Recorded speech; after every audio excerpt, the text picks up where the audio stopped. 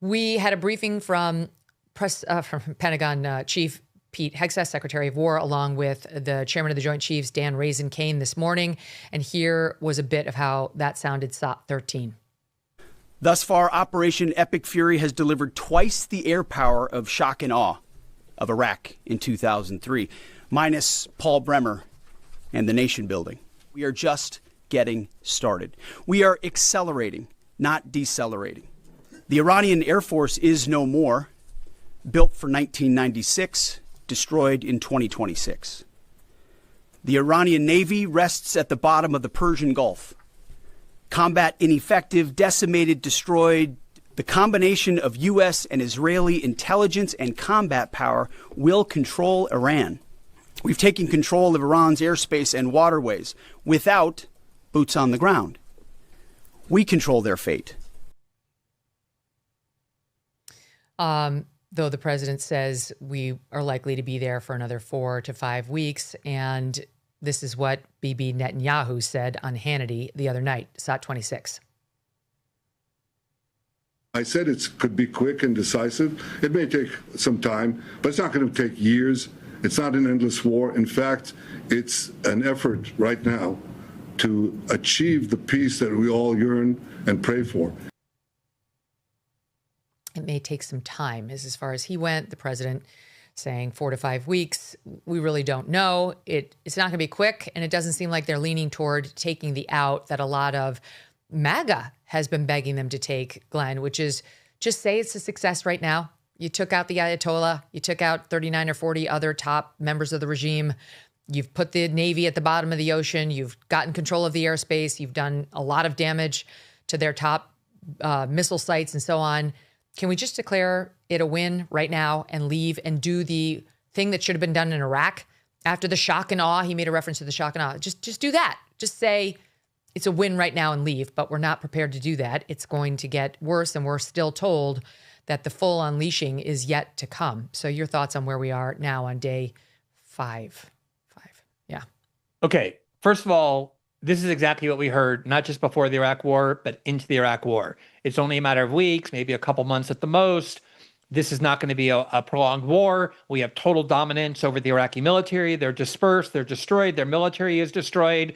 As you know, of course, President Bush George W. Bush made that notorious trip with the gigantic mission accomplished banner behind him, which, I mean, I understand from the military perspective, they did what they were at first told to do. But as we know, that accomplished nothing. We did end up being sucked in to Iraq. On top of that, even Tony Blair, one of the primary decision makers that led to the Iraq war, that advocated it, admits in retrospect that the power vacuum that we created is what gave rise to ISIS, that extremism and all kinds of terrorism can emerge when you take out a government and crush the civil society. So that's one thing. We've heard this whole thing before. Yes, they can just say, okay, we're done. But then the question is, what did that accomplish? Remember, the whole thing was justified at first on the grounds that the Iranian government is, slaughtering all of its citizens, killed however many protesters, the number constantly changes, but they killed a lot. And we were so concerned about that. We wanted to change the government, liberate the Iranian people. If we're going to do that, it's obviously going to take months and years of nation building, which is what Pete Hegseth is scorning.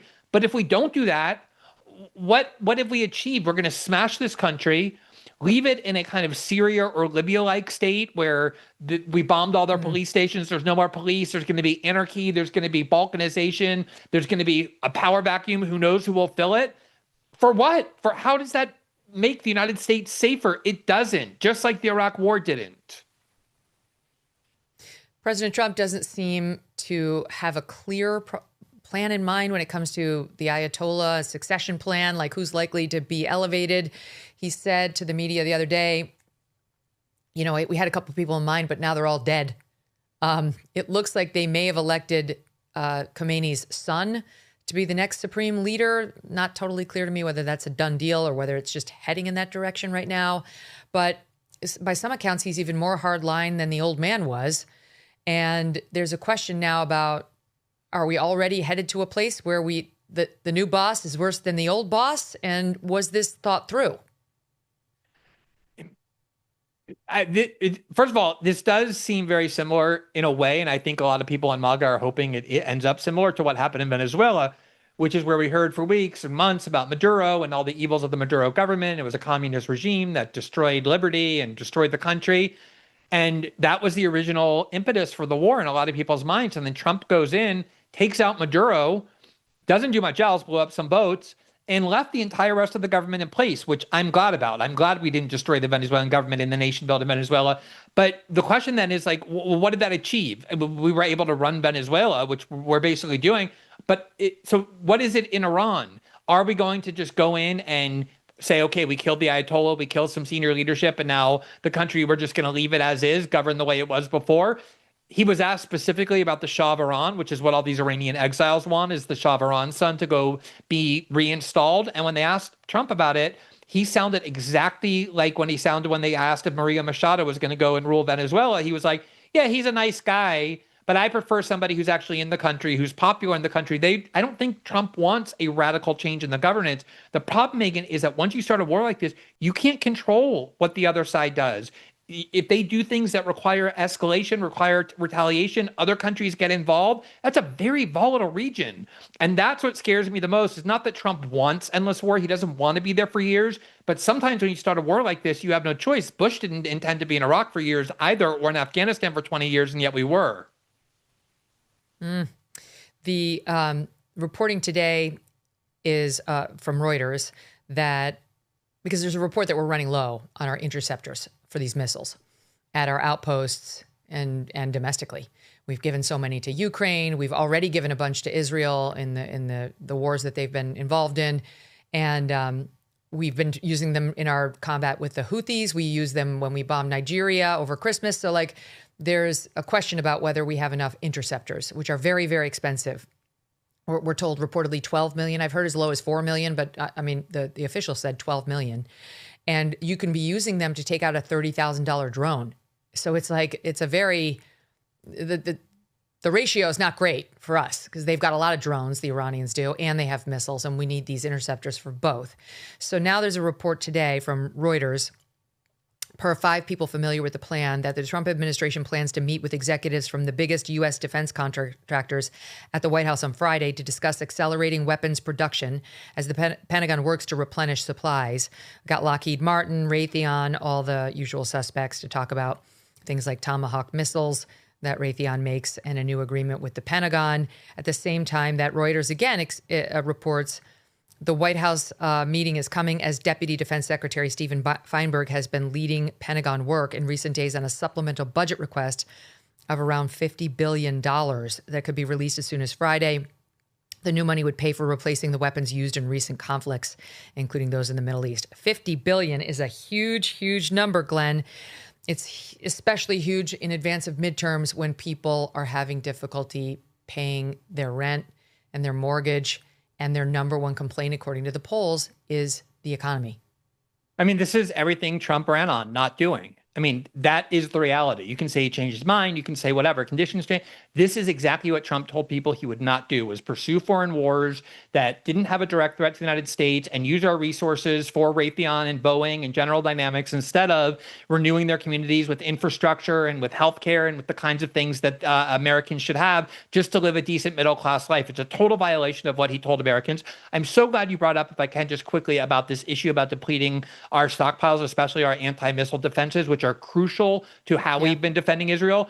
Dan Caldwell is, I think, one of the smartest people on this question. I interviewed him a lot. I've talked to him a lot. He used to be a very high-ranking official he's fantastic in the Pentagon, got booted out in sort of a power play, but he knows as much about, if not more, about this than anything. And he talks about how during the 12-day war, the U.S. and Israel had to end that war because, as Trump said, Israel was getting pummeled hard by ballistic missiles and they were running out. What Iran has done in this instance is they're not just sending them to Israel, they're sending them to all of the Persian Gulf states on which the United States relies, Saudi Arabia, but especially the Emirates and Bahrain and Jordan. All these states are getting hit and they don't have very many anti-missile defenses at all. And this idea that we're going to just ramp up production, these are extremely complex systems. They track missiles, they take missiles out of the sky. There's no such thing as ramping up production in a way that's going to be ready in a few weeks or even a couple months. These are years-long processes to produce them. That's why we ran out last year. We were using them in Yemen. We gave them to Israel. We gave them to Ukraine. We used it to defend Israel.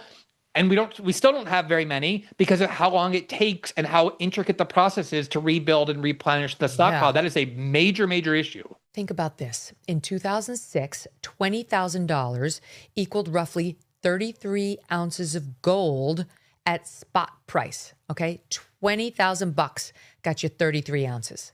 At today's prices, those 33 ounces would be worth about $165,000. That would have been a very good investment. And that's why so many smart Americans do diversify a portion of their savings into precious metals. They're thinking about what's going to happen in the next 20 years. And it's also why you should consider buying gold from Birch Gold Group. For thousands of years, gold has been a store of wealth. And today, it is a crucial part of any balanced strategy. Even better, Birch Gold can help you convert an existing IRA or 401k into a tax-sheltered retirement account in gold. All you have to do is text MK to the number 989898, and that will give you a free info kit on gold. There's no obligation. It's just useful information from which you can make a decision.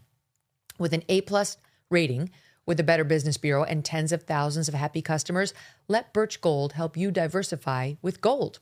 Now that's peace of mind. Again, text MK to 989898 today. And reportedly, it's one of the reasons why we waited to even launch this thing, because we were considering doing it a few weeks ago when all those protesters were on the streets of Iran, but we didn't because we realized we needed to reposition our military assets and we needed to shore up some of these interceptors for the expected missile attacks, both at the U.S. bases and with our friends. And now it sounds like we're spread thin, although the good news, if you're looking for good news here, appears to be that, at least for now, the number of missiles being launched out of Iran has gone down. Here's General Jack Keane on Fox News yesterday. Tuesday, SOT 31. Where we are, it exceeds a lot of expectations here. Yesterday, after 2 days, we have reduced attacks by 50%. Today, after 3 days, we've reduced the attacks by 75%. Not only that, this is from ballistic missiles now. And not only that, but the Iranians had, through their own intelligence and communication with each other, and obviously we have a capability to understand what they're communicating, what orders they're putting out. Their own expectation was salvos, Martha, 25 to 50 salvos. And the reason for that is if you shoot all those missiles at the same time, you're going to overwhelm the Israeli defense systems and overwhelm the U.S. defense systems at our bases. Well, they haven't been able to do that. So what do you make of it? Well, I'm not privy to the intelligence I would need to be to say for certain if that's true or not. I would put the very strong note of caution that the government and the military in every war, not just our own, but every country's lie to the population, always tell them that we're winning, whether we are or not. This is a very common thing. But let's just assume that that's true, because there is this theory that they've been using their primitive missiles on purpose. They're primitive just to exhaust the anti-missile capabilities, and that their really hypersonic and more advanced ones are ones that they're going to use once those defenses are eroded. But let's assume they're running out of missiles. We're bombing their missile facilities. Megyn, the whole point of what happened in the Iraq war between Ukraine the Ukraine war between Ukraine and Russia is that this has been a war that wasn't determined by these big, gigantic, technologically sophisticated missile systems, but by very cheap drones. That's what's doing all of the damage on the battlefield. And a lot of the supply that Russia has been using has been coming from Iran. That's the thing, is you don't need ballistic missiles to do huge damage. As you were just describing, you need like $20,000, $30,000 drones that you can shoot huge amounts of, even if you don't have a lot of ballistic missiles left, and do a ton of damage, especially if you're eroding the anti-missile capability, not just of the U.S. and Israel, but again, the Persian Gulf countries that are going to start demanding that the U.S. stop because their populations are being exposed to attack. And I think there's a lot of complications here that aren't being, it's day 5. The other thing I'll quickly add is, Pete Hegseth said, we totally dominate them. We have control of their air, their navy, the waters, the navy. We determine their fate. If we can totally dominate Iran in 5 days, after 5 days of war, how is it possible at the same time to say that this was some grave power that was threatening the United States when apparently, according to Pete Hegseth, it just all completely crumbled? They have like 30-year-old systems, he said.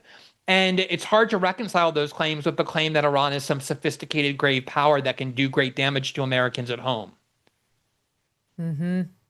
Well, the president was out there yesterday trying to do some cleanup in aisle 7 after Marco Rubio appears to have told the truth to the Gang of Eight and then was kind of forced to say it to reporters because he'd already said it to the Gang of Eight, which is the reason why we launched this attack when we did. That's the most charitable interpretation, that the statement was just about timing. But Marco Rubio very clearly told reporters that we did it because we knew that there was going to be Israeli action and that there would be a retaliatory strike by Iran against us. And we preferred to hit them first. But that Bibi was in there saying, we're doing it, Israel, and that we made a calculation, we better join with them because we're going to take incoming from Iran in response to that. And we don't want to be hit after. Like, we don't want to be hit before we've hit. Here was that comment from Rubio on Monday, SOT 16. It was abundantly clear that if Iran came under attack by anyone, the United States or Israel or anyone, they were going to respond against the United States. We knew that there was going to be an Israeli action. We knew that that would precipitate an attack against American forces. And we knew that if we didn't preemptively go after them before they launched those attacks, we would suffer higher casualties. There absolutely was an imminent threat. And the imminent threat was that we knew that if Iran was attacked, and we believed they would be attacked, that they would immediately come after us. Okay, then there was a follow-up by a reporter on site saying, like, basically, wait, did you just say that we did this because of Israel? Watch this. SOT 17. The U.S. was forced to strike because of an impending Israeli action? No, two things I would say. Number one is, no matter what, ultimately this operation needed to happen. That's the question of why now. But this operation needed to happen because Iran in about a year or a year and a half would cross the line of immunity, meaning they would have so many short-range missiles, so many drones, that no one could do anything about it. Obviously, we were aware of Israeli intentions and understood what that would mean for us, and we had to be prepared to act as a result of it. But this had to happen no matter what. Okay. So that's him saying, ultimately, at some point, we were going to have to hit them. But we had to do it now because of Israel, which is like sort of it's the same thing as what he said in the first soundbite, which is we had to do this because of Israel. And the reporter basically said, did you say we had to do it because of Israel? And he said, no, eventually it was going to have to happen, but we did it because of Israel. And then yesterday, Rubio went out and spoke to reporters and took umbrage at the fact that they were saying, hey, you said yesterday we had to do it now because of Israel. And he said, oh, no, I didn't. Go back and look. Well, we did. We went back. I looked at the entire transcript, and I love Rubio. I'd vote for him in a heartbeat for president. But he was not taken out of context. He did say that. He said it over and over and over. If you watch the whole presser, you read the whole transcript, he said it repeatedly, the thing about Israel. And you tell me what's really going on here, Glenn. Because for me, I got to be honest, I'm confused. Because the obvious response, if Israel was in there, Bibi saying, we're going to go now. The Ayatollah's having a meeting. We got to take him out. We're doing it with or without you. If we did not want that, would have been to say, no, we're the senior partner. Everybody knows that. Trump could have stopped Bibi if we were worried about retaliatory strikes or we're not ready yet. And we didn't do that. We clearly wanted to do that. So is this Israeli inspired? Is it for Israel or isn't it? Well, one thing that I know for sure, and Netanyahu has said it many times in the past several weeks, is that this has been his number one wish for 40 years, is to lure the United States into a regime change war or a very serious war with Israel's main adversary in the Middle East, which is Iran. You can literally go back 40 years to Netanyahu advocating this, and now he says, this has long been my number one wish list. This has been the wish list of Israel loyalists and neocons in the United States. They planned to do it after Iraq, but got tied down in Iraq. You can go find 2004 articles where they're like, now we're on to Tehran. But the problem that Rubio has, and by the way, other people said exactly what Rubio said, including Tom Cotton and others, because if you think about it, and Speaker Johnson and Mike Johnson, exactly. So the problem is, and members of the Gang of Eight have come out and said that's what they were told, but when they got briefed over the weekend as well. I mean, in every comment, they said we had to because Israel was going to do this, and we had no choice but to go along. Exactly. And the reason for it is because the reason why, Mark Rubio is a very competent speaker, very quick on his feet. But the reason it was so difficult is because you have to say that this was a preventative war. Otherwise, the war has no basis. Like, why did you just go and attack Iran if they weren't going to attack us? So they have to say, oh, no, they were going to attack us and we wanted to attack first. Nobody believes that Iran was just going to, out of the blue, attack the United States and provoke a war that they obviously have been working very hard to prevent. Nobody was going to believe that. So then the question is, why would they attack us? And the only cogent, sensible answer that Marco Rubio could have given was, oh, they were going to attack us because Israel was going to attack them, meaning we were forced into this war by what Israel was going to do. Go look at how Donald Trump talks to Europe and the leverage he knows he has by virtue of the fact that we spend so much on their defense and he's constantly badgering them and telling them what they can and can't do. Israel is 1,000 times more dependent on the United States, on our finances. We finance that country. We arm them. We go to war for them. We diplomatically protect them. Trump could have, in theory, just told Netanyahu, we're not ready for a war with Iran. We don't want a war with Iran. So no, you cannot attack them because that will put our troops in harm's way, which is exactly what happened. 6 of them died in the first 24 hours. So the question is, why didn't Trump do that? And there's a lot of theories about it, but clearly he is somebody who is beholden to Netanyahu and Miriam Adelson and this whole crew that has become dominant. Thanks so much for watching. If you like what you just saw, hit the subscribe button for more clips and full episodes.